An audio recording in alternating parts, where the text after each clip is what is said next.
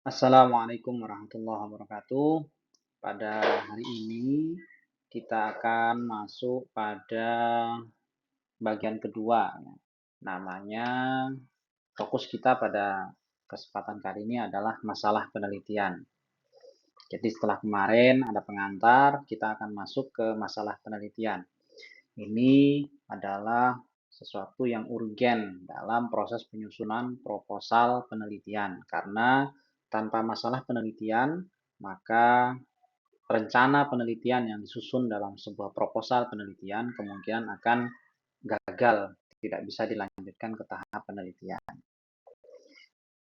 Kita akan mulai dari apa itu masalah penelitian, sesuatu yang mungkin sering diulang-ulang, sering disampaikan berkali-kali, ditanyakan berkali-kali di dalam berbagai kesempatan. Hampir setiap kali ujian seminar proposal atau bahkan sampai di tahap munakosyah, itu pertanyaannya tetap sama biasanya. Apa masalah penelitian itu? Apa masalah penelitian yang ada di dalam penelitian tersebut? Karena tanpa masalah penelitian, maka penelitian itu tidak bisa dilakukan. Jadi ini pondasinya. Kalau pondasinya tidak kuat, tidak tepat, maka kemungkinan bangunan penelitian yang dilakukan di atasnya akan roboh, keliru, atau mungkin harus dirombak kembali.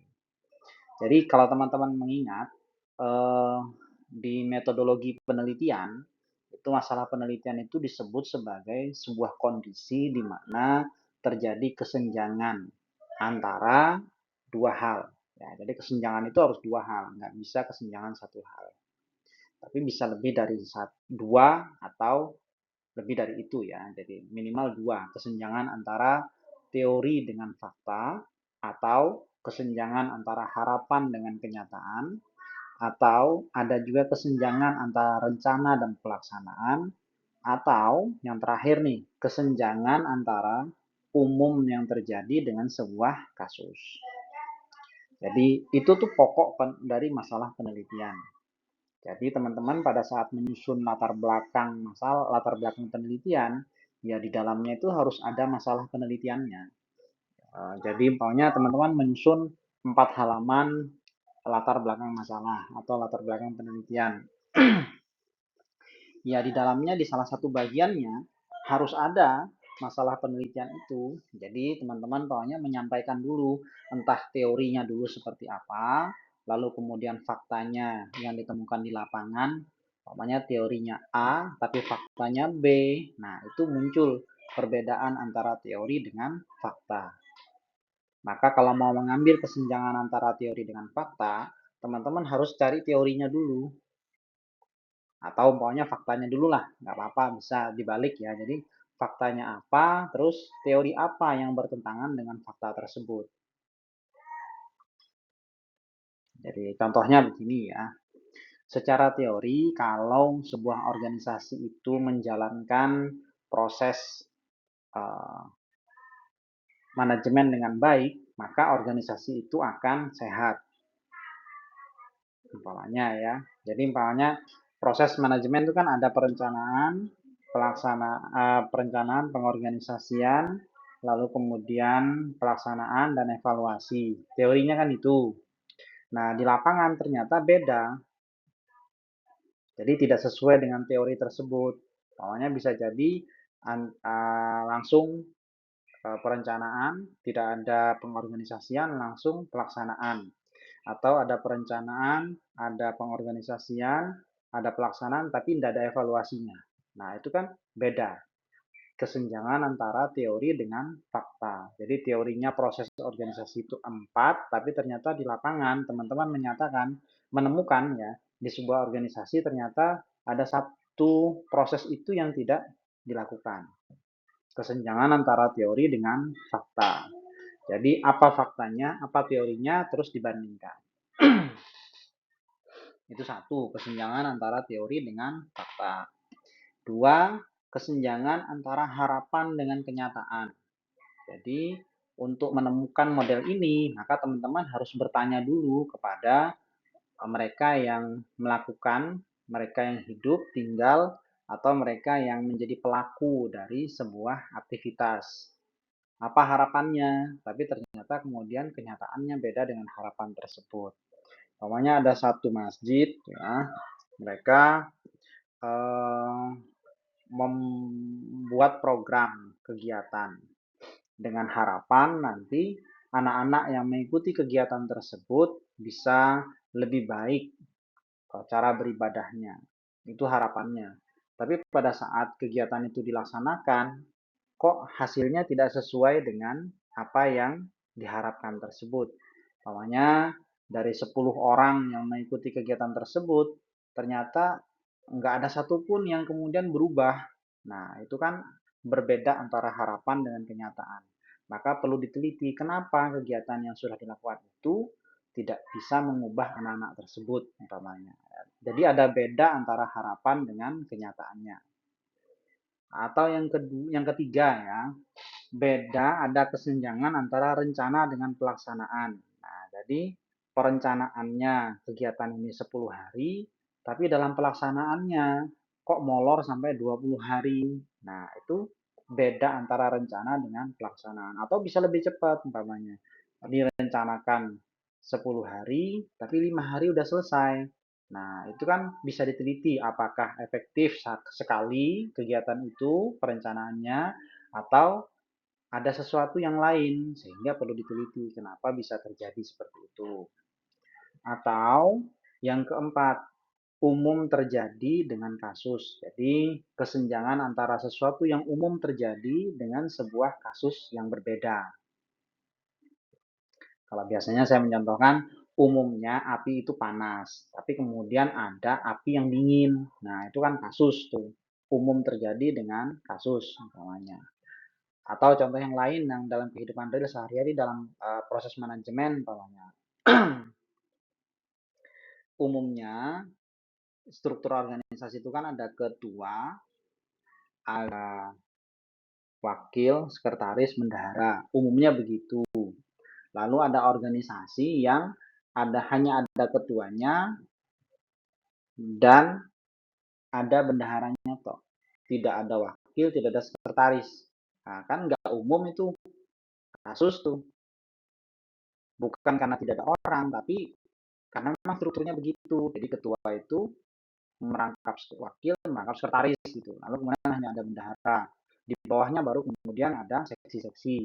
Jadi bukan karena tidak ada orang, tapi memang struktur di situ beda. Nah, kenapa itu bisa berbeda dengan umumnya yang terjadi? Itu bisa menjadi topik penelitian. Jadi ada beda, ada kesenjangan antara salah satu ya, entah itu kesenjangan antara teori dengan fakta, harapan dengan kenyataan, rencana dengan pelaksanaan, atau kesenjangan antara sesuatu yang umum dengan yang khusus, yang kasus atau khusus itu.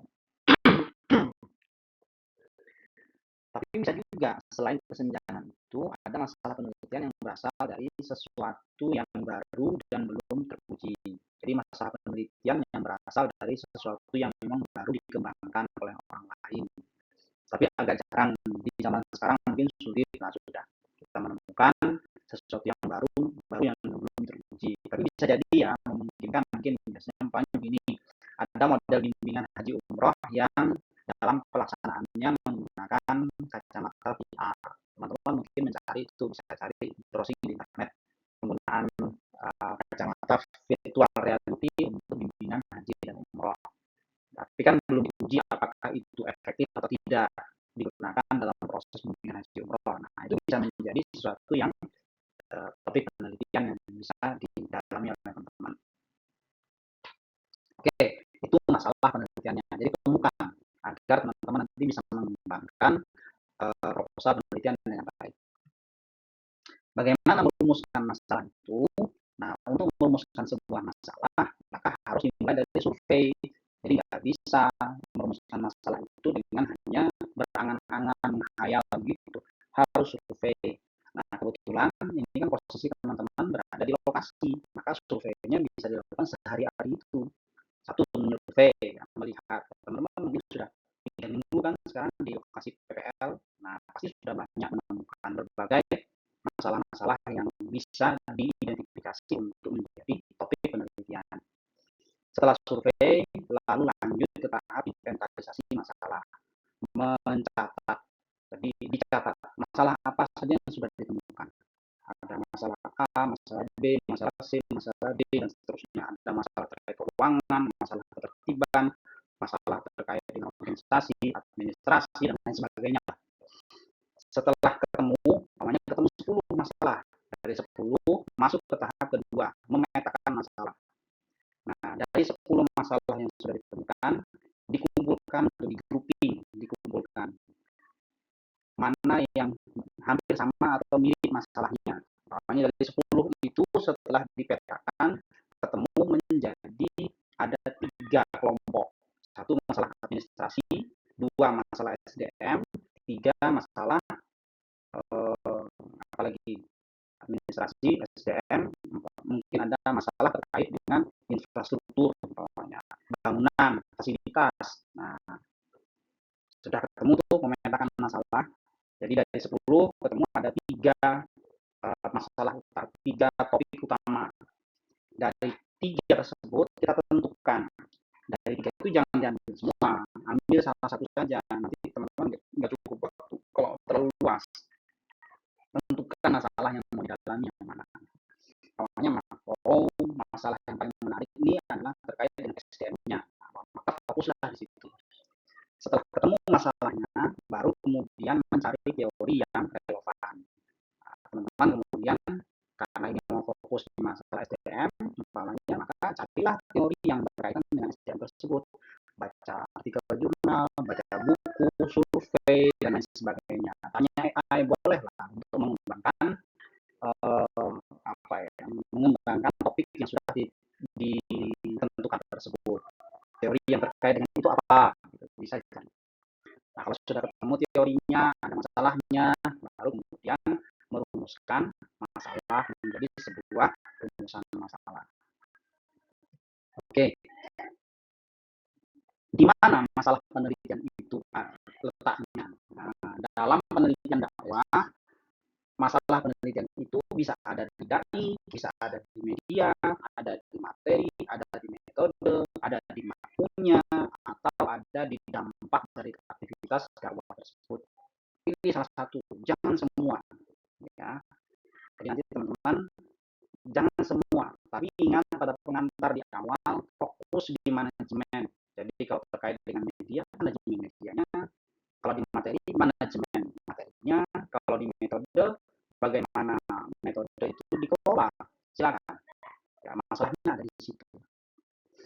Nah, fokus. Jangan membuat penelitian dengan ruang lingkup yang luas. Jadi jangan lagi membuat judul penelitian manajemen dakwah di masjid A. Itu terlalu luas. Kenapa terlalu luas? Kita akan bahas setelah ini. Fokus pada satu bagian. Karena dengan fokus pada satu bagian nanti ruang lingkup penelitiannya akan sempit tapi akan mendalam sehingga temuannya akan menjadi sangat menarik. Fokuslah pada unsur atau proses manajemen. Nah, kita masuk kepada yang difokuskan tersebut. Kalau teman-teman lihat, ini kan ada 8 sumber daya ya, di organisasi. Karena fokus kita kan di manajemen dakwah itu ini sebenarnya. Ada 8 sumber daya, lalu kemudian ada 4 fungsi manajemen. Planning, organizing, executing, controlling. Sumber dayanya ada 8. Nah, dalam konteks ini, maka kita lihat sebenarnya teman-teman itu punya 32 kisi-kisi, 32 materi. Yang itu semua bisa menjadi salah satu fokus. Jadi jangan lagi tuh buat judul manajemen dakwah di Masjid Raya Syekh Zayed. Itu berarti teman-teman bicara 32 sisi ini. Namanya manajemen pasti ada planning, organizing, executing, controlling. Yang itu ada fungsi, ada 4 fungsi. Nah, ada 4 fungsi ini berlaku pada semua sumber daya itu. Orangnya dikelola, uangnya dikelola, lalu material itu kan bangunan. Ya, material itu kan bahan-bahan atau infrastruktur namanya. Ada metode itu cara. Jadi pokoknya kalau di masjid itu ada cara berdakwah, ada cara mengajar, ada cara pengelolaan organisasi dan lain sebagainya. Itu metode. Kemudian ada mesin, mesin itu peralatan. Jadi kalau laptop itu bukan material, laptop itu mesin, tapi bangunan, tempat duduk, bangunan, tempat parkir itu material. Jadi beda antara mesin dengan materialnya. Terus market, market itu objeknya, siapa yang menjadi target sasaran kegiatan dakwah itu. Terus ada minat itu waktu, manajemen waktu, schedule, jadwal kegiatan dan lain sebagainya. Itu juga harus dikelola. Lalu yang terakhir adalah knowledge, ya, pengetahuan. Dalam bahasa yang sederhana itu data. Data itu harus dikelola. Karena kalau di zaman seperti sekarang ya data itu sesuatu yang berharga. Informasi yang dimiliki oleh sebuah organisasi. Data itu bisa jadi kalau di masjid itu data jamaah, ya data jamaah, data keuangan, data terkait dengan topik fokus, ya. Pokoknya data jamaah saja. Berapa sih jamaah kita yang berusia lansia? Berapa jemaah masjid yang anak-anak, berapa yang pemuda, berapa yang laki-laki, berapa yang perempuan, usia mereka berapa, tingkat ekonominya apa, lalu kemudian tingkat pendidikannya apa. Apa hubungannya kegiatan masjid dengan data itu? Oh, banyak sekali. Jadi kalau kita mau bikin program di masjid, program sebuah pengajian gitu kan, kita harus menentukan segmentasinya siapa, lalu nanti akan menentukan topiknya tentang apa, masalahnya bagaimana, kenapa mereka kemudian harus mendapatkan materi tersebut. Itu hanya bisa dilakukan kalau kita punya data yang bagus. Maka manajemen data atau knowledge itu penting sekarang. Nah, teman-teman fokuslah pada salah satu. Jadi kalau tadi bicaranya manajemen dakwah di masjid saya ya, itu berarti bicaranya 30 sisi itu. Orangnya di perencanaan, di organisasi, lalu di eksekusi, lalu kemudian dievaluasi, ya begitu. Jadi luas sekali sebenarnya pada saat bicara manajemen dakwah di sebuah masjid.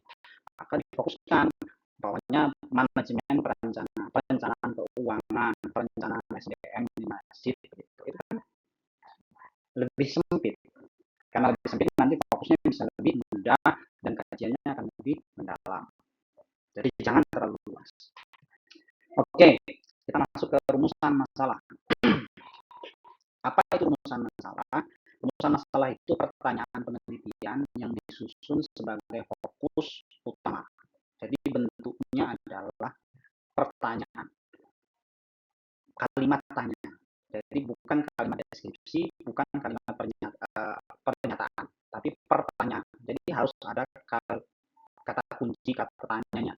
Entah itu apa, bagaimana, mengapa, di mana, dan lain sebagainya.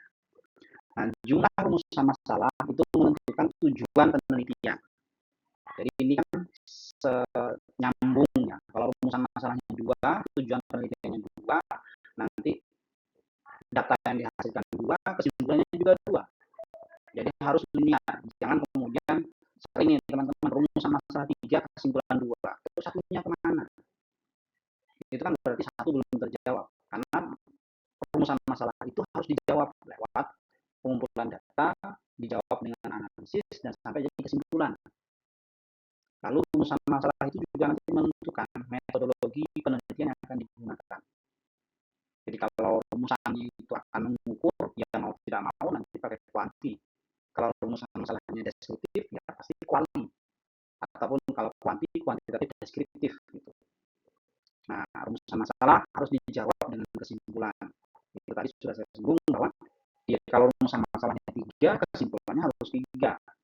Kalau rumusan masalahnya dua, ya jangan sampai satu kesimpulannya. Jadi harus sesuai jumlah antara rumusan masalah dengan kesimpulan.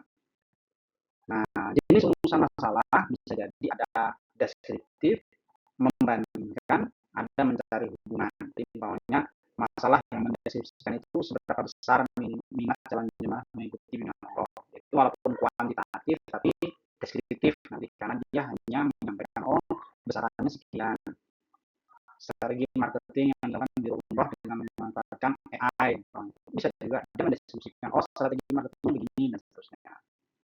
Ada juga yang membandingkan perbandingan efektivitas promosi hotel syariah menggunakan seragam dan iklan televisi namanya.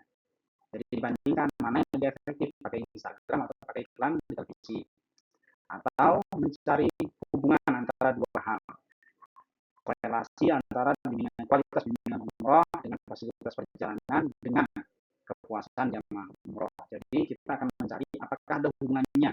Kalau bimbingan umrohnya bagus dengan kualitas perjalanan yang bagus, apakah itu akan menyebabkan jamaah jamaah biro itu akan puas, seberapa besar kepuasannya, demikian. Jadi tentukan salah satu, teman-teman akan memilih rumusan masalah yang jenis yang mana. Apakah boleh dicampur? Boleh. Jadi rumusan masalahnya 3, 2 deskripsi, 1 membandingkan, komparasi. Boleh, silakan.